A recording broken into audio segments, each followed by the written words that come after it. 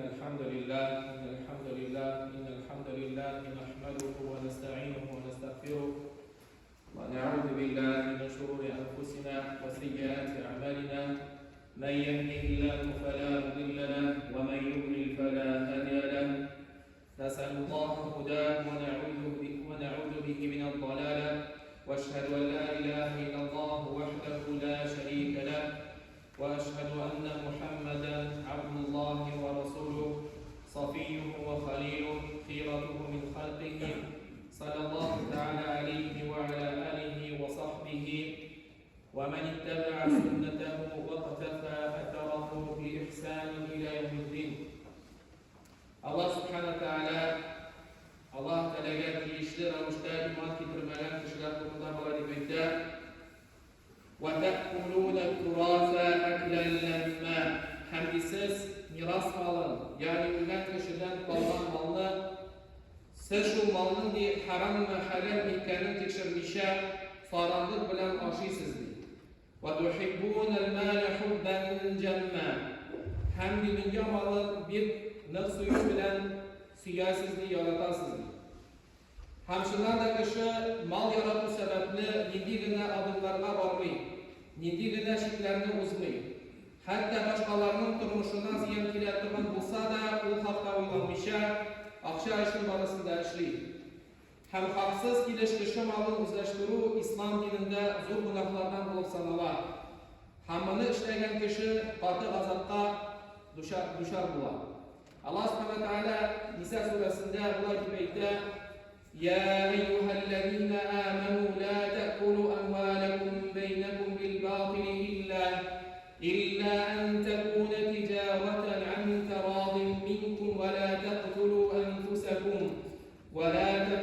anfusakum inna Allaha kana bikum rahima." Ey mu'minlar, ey musulmonlar, o'zaro mollaringizni xiyonat, zulm yo'llari bilan oshamag'iz deydi. Magar rizo bo'lgan holda savdo bilan kasb etib oshag'iz deydi. Ham o'zingizni yoki din qardoshlaringizni o'tirmagiz. Durustlikda Alloh taolo sizning uchun rahimli bo'ldi. Va man yaf'al zalika udwanan wa dhulman fasawfa nuslihi naran wa kana zalika 'ala Allohi yasira. Bir kishining haqin oshasa yoki o'ziga boshqa musulmonni o'tirsa, ya'ni bu ishlarni dushmanlik ham zulm yo'llari bilan ishlasa, uni tezdan jahannam o'tini solirmiz. Hammani ishlavdi Alloh taolaga yengil bo'ldi deydi. Haqsiz kishi molini oshuvga ko'p misollar keltirib bo'ladi. Ham shunday qo'rqinch gunohlarning birisi u albatta rishvat beru, rishvat olib, o'sha aytgancha ziyatdir. Yer yuzida bu nasharlik turida eshitmagan, bilmagan kishi yo'qdir. Ko'pmi kishi, ko'pmi xalq, ko'pmi davlat haliga nashar ishdan ziyon ko'rdi ham ko'radi. Masalan, kishi o'zina tegishli haqini olg'atili, masalan, o'qirga kirg'atili, lekin rishvat bermisha uni kirmaydi. Yo'qsa masalan, shirli kishi tegishli durust davo olg'atili, unda narsa bo'laksiz bo'lmaydi deb aytadi. Yoki kirisincha o'zina tegishli bo'lmagan o'ringa kirgan tilab kishiga turli so'zlar bor, shunda rishvat bergan mumkin, oddiy kishilarda asli. Kishi narsadan hal etish uchun kerakli kishisini topib, ko'pmidir aqsha turdi. Hamda kim g'aybda deb so'rasa, javobi ikkisida, berishida, olishida ikkisida gunoh bo'ladi. Ham dinimiz bir sababsiz, adalsiz yo'l bilan kishi molni oshuvdan qiyadi. Robbimiz Alloh taolo aytdi Qur'on Karimda: "Va la ta'kulu amwalakum baynakum bil batil wa tudlu biha ila al-hukam litakulu fariqan min amwalin nas bil ithmi wa antum ta'lamun." Bir-biringizning molin adalsizlik bilan tortib qolmag'iz deydi, oshamag'iz. Bilib turibki, kishining molin o'lishagina bo'lsa-da, maxsus tortib olish uchun hukmdorlarga, hakim etuvchilarga rishvat bermagiz. Ham olimlar bu yerda tafsir qilib bunday dedilar: adalsizlik bilan tortib olib oshamag'iz degan so'zlarga aroqlikda, rishvatda, aldab aqsha o'zlashtiruvda rivoyat beradi. Ham bu yerda Alloh subhanahu va taolo bu yerda Hem şulay Abu Davud jeyintiğinde gelgen hadiste Peygamber sallallahu aleyhi ve sellem olay deb aytdi. La'natullahi alel rashi vel muhtashi. Allah'ın laneti bulsun diye. Rişvat alışına hem rişvat verişine de. Yani şu kişiler Allah Teala'nın rahmetinden yirak olsunlar diye Peygamber sallallahu aleyhi ve sellem aytdi. Hem rişvatçılık aşağı kesip etken aşağı bu dünyada malın bereketini bitirer. Hem kıyamet günde katı gazapka getirge de mümkün. Elbette bir işi bulmasa alışı da bulmasıydı. Şuna göre de şu şirden davalanma için özümüzden başlarına tiyişimiz ve şu zor günahtan yirak olurlar gerek. Hem Allah Teala'ya tevekkeller, rişvat vermişlerinde adil yol bilen, hem hikmet yol bilen öz maksadımızga erişide duruşur. Hem haksız kişi malın aşağıya ikinci misal satı alıda kişini aldav. Hem mesela müşerinde kıymetip satı. Ya ki tavarının kimçiliklerin yaşıyor. Kayıp satışılar bana bir usta işliler. Hatta şu kimçilikini tabir için, bilir için ayrı bir spesyalist tabirler gerek. Hatta kayıp kişiler tavarını satır için Allah Teala'nın ismini kullanır. Allah Subhanahu Teala bilen yalgan ant birip tavarlarını satarlar. Heminde Allah Subhanahu Teala şu kişiler kullanmaya gibi etti. Peygamberimiz sallallahu aleyhi ve sellem aytdilar. Üç türlü kişi bilen di Allah Teala kıyamet gününde söyleşmez. Kişilerge birer yaxşılık işlegenden soň şunu her vakit iska düşürüşü bilen di. İkinci kişi di yalgan atlar yardımında tavarlarını satuşu bilen di. Hem üçüncüsü kiyim şitlerin gururluktan, takabirlikten jibler söylep yürüyüşü bilen Allah Subhanahu Teala kıyamet gününde söyleşmez di. Şolay Uqba ibn Amir'den rivayet edilen olayda emin işittim işit Peygamber sallallahu aleyhi ve sellem aytdi. Musulman kişiye kardeş di, uğan di, dost di. Hem şu musulmanga, başka musulmanga di. Kimçiligi bulgan tavarını satı ruhsat etilmey, meğer bir şu kimçilikni ko'rsatsa gina. Peygamber aleyhisselam aytdi, bu ama halal bo'ldi deydi satı. Şolay Abu Hurayradan rivayet edilen bir vakit Peygamber sallallahu aleyhi ve sellem bazarda yürüyende açlık satışı yanından ötüp gitti. Kolun boday kapşığına batırıp açlık tüpünün dımlı bulun kurdu sallallahu aleyhi ve sellem. Anları o satışıdan bu nerse deyip soradı. Hem satışı kupten tügüldü, yağdır yağgan. Şuna göre açlık dımlı bir cevap vergen. Hem Peygamber aleyhisselam talabchan tavuşu bilen bulay deb so'radi. Nega deysiz bu dımlı yağni üstga qo'ymaysiz, qolib tursin deb.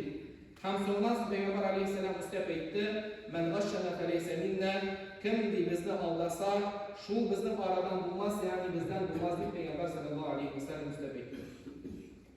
Şolay haqsiz kishi malın aşağıga tamam bir misal keltirib bo'lar, u da bo'lsa ishchilarga ish haqini to'lamau. Yoki masalan kelishgan bayani kimitib biru. Yoki to'lanisha üstama ishlar yuklau. Hamının turunda hadis bilen Abu Hurayra'dan Peygamber sallallahu aleyhi ve sellem aytdi, Allah Teala aytadi: "Kıyamet gününde min ish kishiga düşman bo'lurman. Mening ismim bilan va'da bergan, onları xiyonet etgan kishiga Yerikli kishini qulluqqa satgan ham onun uchun olingan aqshani oshirgan kishiga ham uchinchisi ishga yo'llangan kishiga ishni to'liqsincha boshqargandan so'ng ish haqini to'lamagan kishiga dushman bo'lurman deb aytdi Alloh subhanahu taolo. Ham shu vaqtda aytilgan ishchilar da yollovchini aldamasga tiyish. Har vaqt masalan magazinga borsan, bir tovar olib, yoki tuzilish materiallarini borasın, satuvchi so'raydi. Sizga chekni nechga ketib yozing. Ham endi albatta musulmon kishi nidigina ishda bo'lmasin, u aliga ishin xiyonat etmisha, ham tegishli ravishda boshqarishga tegish. Alloh subhanahu taolo Mu'minun surasida mu'minlarning sifatlari bo'lay deb aytadi: "Vallazina hum bi amanatihim va ahdihim ra'un." Hamki Allah şu mu'minlar topshirilgan amanatlarga, bergan va'dalarga xiyonat etmaslar deydi Allohga. Shular mashhur bo'lgan hadislar bilamiz. Peygamber sallallohu alayhi ve sellem aytdi: "Munofiq kishining ikki yuzli kishining ish alamati bor deydi, ish belgisi bor deydi. Agar bir u so'ylasa deydi, yolg'on so'ylaydi. Agar ki va'da bilsaydi, va'dasında durmaydı. Hem de o'zine berilgan amanatga, topshirilgan amanatga xiyonat etadi. Payg'ambar sallallohu alayhi vasallam o'rada tutgan bo'lsa da, namoz tutgan bo'lsa deb Payg'ambar alayhissalom aytdi. Şulay haqsız kishi malını oshirga algan burçlarını qaytarmak kerak. Bu nashar adat shu haddini taraldı, musulmon arasında da oldu. Hatta hazır burçga berilgan qo'rqasin, bilmavni xayrliroq ko'rasin. Agar endi kardeşler burçga aqsha alganmiz ekan, mumkinchiligimiz bor ekan, shu burçni qaytararga kerak. Agar endi mumkinchiligimiz yo'q, az bo'lsa da shu burçga beruvchi kishiga shaltiratib, hallarini bilishib, endi kishib turini so'rarga kerak.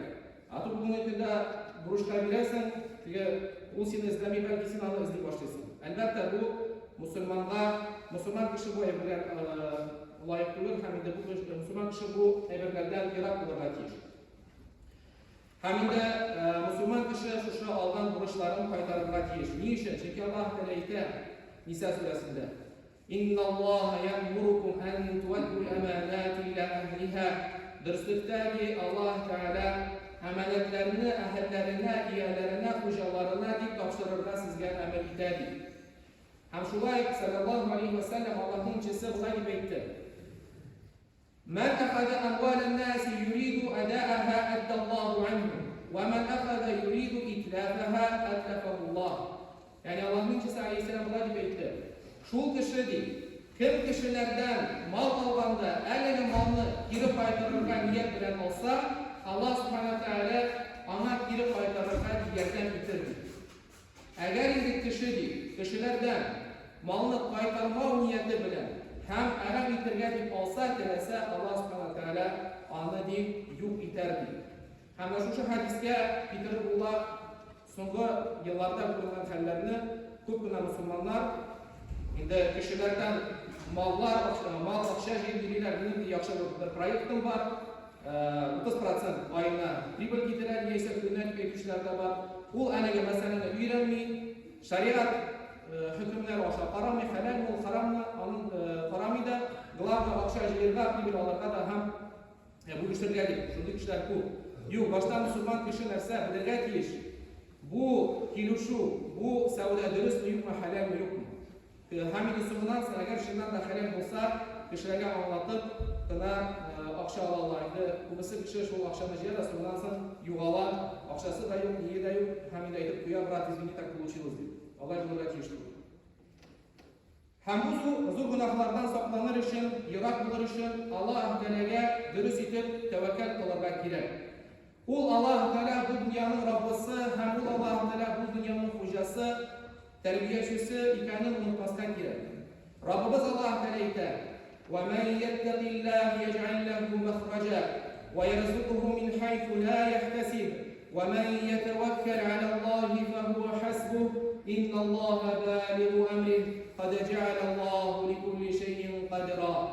Birovdi Allohga gunohli bo'lgan saqlansa, u kishiga Alloh taolo dunyoda ham oxiratda qutuluv yo'lini ko'rsata oladi.